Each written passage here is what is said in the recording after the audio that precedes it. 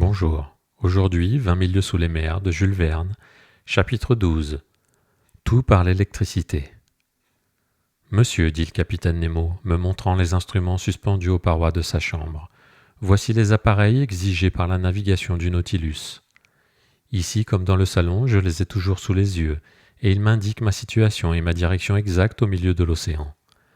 Les uns vous sont connus, tels que le thermomètre qui donne la température intérieure du Nautilus, le baromètre qui pèse le poids de l'air et prédit les changements de temps, l'hygromètre qui marque le degré de sécheresse de l'atmosphère, le storm-glass dont le mélange, en se décomposant, annonce l'arrivée des tempêtes, la boussole qui dirige ma route, le sextant qui par la hauteur du soleil m'apprend ma latitude, les chronomètres qui me permettent de calculer ma longitude. Et enfin des lunettes de jour et de nuit qui me servent à scruter tous les points de l'horizon quand le Nautilus est remonté à la surface des flots. Ce sont les instruments habituels aux navigateurs, répondis-je, et j'en connais l'usage.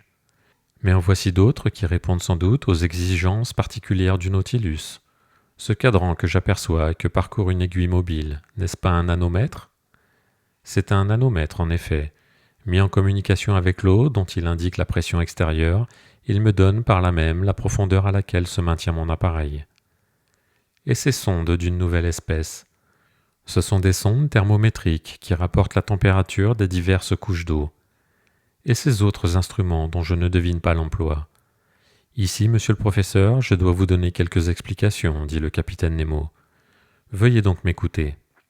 Il garda le silence pendant quelques instants, puis il dit « Il est un agent puissant, obéissant, rapide, facile, qui se plie à tous les usages et qui règne en maître à mon bord.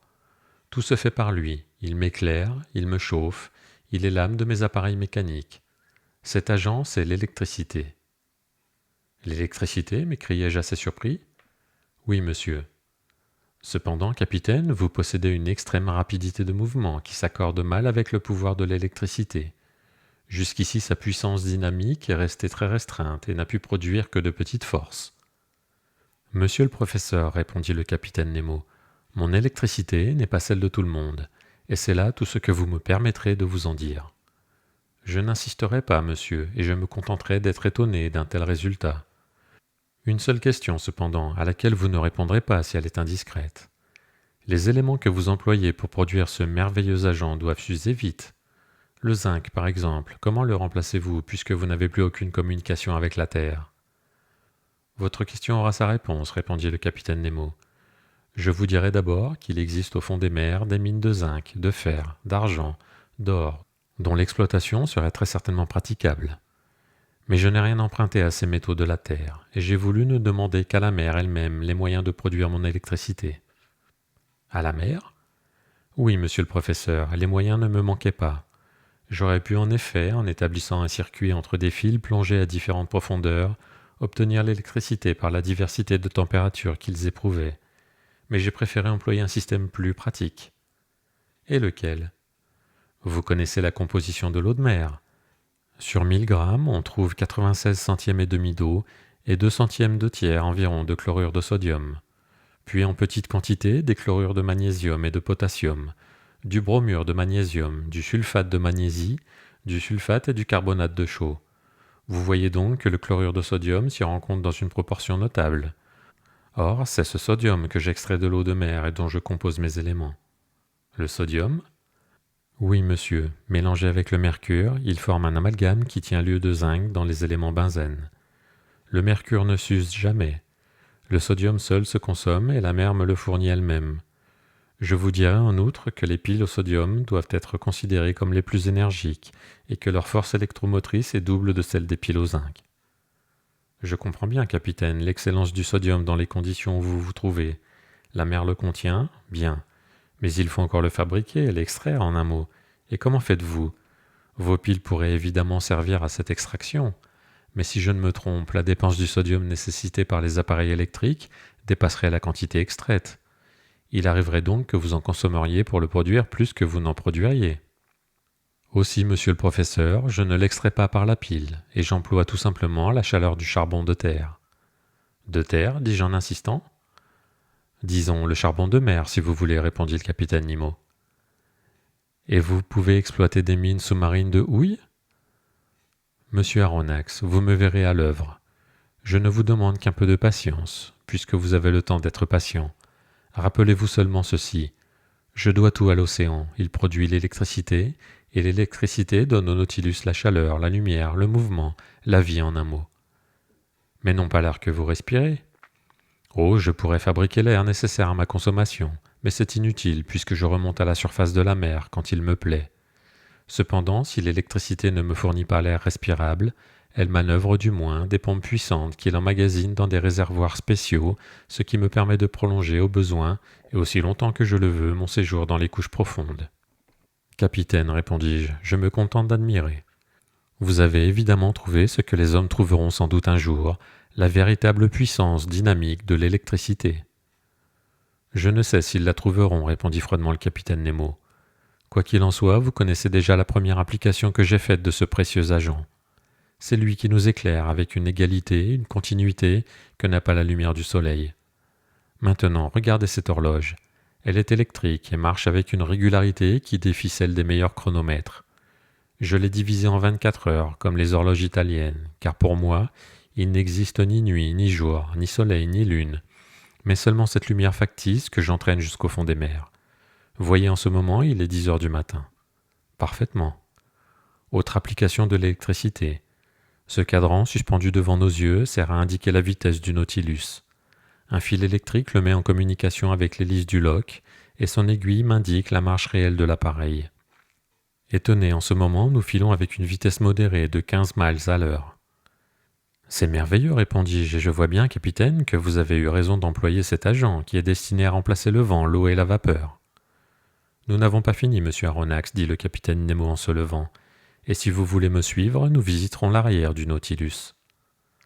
En effet, je connaissais déjà toute la partie antérieure de ce bateau sous-marin, dont voici la division exacte en allant du centre à l'éperon, la salle à manger de 5 mètres, séparée de la bibliothèque par une cloison étanche, c'est-à-dire ne pouvant être pénétrée par l'eau, la bibliothèque de 5 mètres, le grand salon de 10 mètres, séparé de la chambre du capitaine par une seconde cloison étanche, la dite chambre du capitaine de 5 mètres, la mienne de 2,50 mètres, et enfin un réservoir d'air de 7,50 mètres qui s'étendait jusqu'à l'étrave. Total, 35 mètres de longueur. Les cloisons étanches étaient percées de portes qui se fermaient hermétiquement au moyen d'obturateurs en caoutchouc, et elles assuraient toute sécurité à bord du Nautilus au cas où une voie d'eau se fût déclarée. Je suivis le capitaine Nemo à travers les coursives situées en abord, et j'arrivai au centre du navire. Là se trouvait une sorte de puits qui s'ouvrait entre deux cloisons étanches. Une échelle de fer, cramponnée à la paroi, conduisait à son extrémité supérieure. Je demandai au capitaine à quel usage servait cette échelle. « Elle aboutit au canot, répondit-il. « Quoi? Vous avez un canot? Répliquai-je assez étonné. « Sans doute, une excellente embarcation, légère et insubmersible, qui sert à la promenade et à la pêche. »« Mais alors, quand vous voulez vous embarquer, vous êtes forcé de revenir à la surface de la mer ?»« Aucunement. Ce canot adhère à la partie supérieure de la coque du Nautilus et occupe une cavité disposée pour le recevoir. Il est entièrement ponté, absolument étanche, et retenu par de solides boulons. Cette échelle conduit à un trou d'homme percé dans la coque du Nautilus qui correspond à un trou pareil percé dans le flanc du canot. C'est par cette double ouverture que je m'introduis dans l'embarcation. On referme l'une, celle du Nautilus, je referme l'autre, celle du canot, au moyen de vis de pression. Je largue les boulons et l'embarcation remonte avec une prodigieuse rapidité à la surface de la mer. J'ouvre alors le panneau du pont, soigneusement clos jusque-là. Je mate, je hisse ma voile, ou je prends mes avirons et je me promène. Mais comment revenez-vous à bord? Je ne reviens pas, monsieur Aronnax, c'est le Nautilus qui revient. À vos ordres. À mes ordres. Un fil électrique me rattache à lui, je lance un télégramme et cela suffit. En effet, dis-je, grisé par ces merveilles, rien n'est plus simple. Après avoir dépassé la cage de l'escalier qui aboutissait à la plateforme, je vis une cabine longue de 2 mètres dans laquelle Conseil et Ned Land, enchantés de leur repas, s'occupaient à dévorer à belles dents. Puis une porte s'ouvrit sur la cuisine longue de 3 mètres, située entre les vastes cambus du bord. Là, l'électricité, plus énergique et plus obéissante que le gaz lui-même, faisait tous les frais de la cuisson. Les fils, arrivant sous les fourneaux, communiquaient à des éponges de platine, une chaleur qui se distribuait se maintenait régulièrement. Elle chauffait également des appareils distillatoires qui, par la vaporisation, fournissait une excellente eau potable. Auprès de cette cuisine s'ouvrait une salle de bain, confortablement disposée, et dont les robinets fournissaient l'eau froide ou l'eau chaude à volonté. À la cuisine succédait le poste de l'équipage long de 5 mètres, mais la porte en était fermée et je ne pus voir son aménagement, qui m'eût peut-être fixé sur le nombre d'hommes nécessité par la manœuvre du Nautilus. Au fond s'élevait une 4e cloison étanche qui séparait ce poste de la chambre des machines. Une porte s'ouvrit et je me trouvai dans ce compartiment où le capitaine Nemo, ingénieur de premier ordre à coup sûr, avait disposé ses appareils de locomotion. Cette chambre des machines, nettement éclairée, ne mesurait pas moins de 20 mètres en longueur. Elle était naturellement divisée en 2 parties. La première enfermait les éléments qui produisaient l'électricité et la seconde, le mécanisme qui transmettait le mouvement à l'hélice. Je fus surpris tout d'abord de l'odeur sui generis qui emplissait ce compartiment. Le capitaine Nemo s'aperçut de mon impression. Ce sont, me dit-il, quelques dégagements de gaz produits par l'emploi du sodium. Mais ce n'est qu'un léger inconvénient.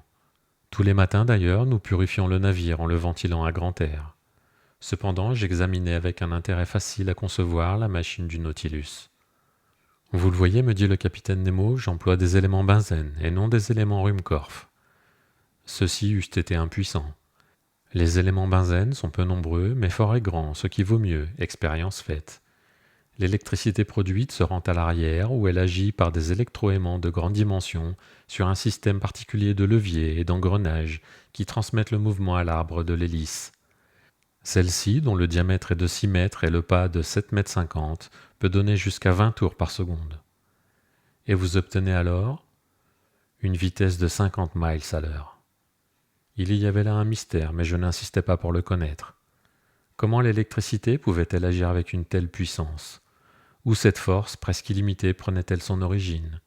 Était-ce dans sa tension excessive obtenue par des bobines d'une nouvelle sorte? Était-ce dans sa transmission qu'un système de levier inconnu pouvait accroître à l'infini? C'est ce que je ne pouvais comprendre. Capitaine Nemo, dis-je, je constate les résultats et je ne cherche pas à les expliquer. J'ai vu le Nautilus manœuvrer devant l'Abraham Lincoln, et je sais à quoi m'en tenir sur sa vitesse. Mais marcher ne suffit pas. Il faut voir où l'on va. Il faut pouvoir se diriger à droite, à gauche, en haut, en bas. Comment atteignez-vous les grandes profondeurs où vous trouvez une résistance croissante qui s'évalue par des centaines d'atmosphères? Comment remontez-vous à la surface de l'océan? Enfin, comment vous maintenez-vous dans le milieu qui vous convient? Suis-je indiscret en vous le demandant? Aucunement, monsieur le professeur, me répondit le capitaine après une légère hésitation, puisque vous ne devez jamais quitter ce bateau sous-marin. Venez dans le salon, c'est notre véritable cabinet de travail, et là vous apprendrez tout ce que vous devez savoir sur le Nautilus. Merci de m'avoir écouté, on se retrouve très vite pour la suite de 20 milieux sous les mers.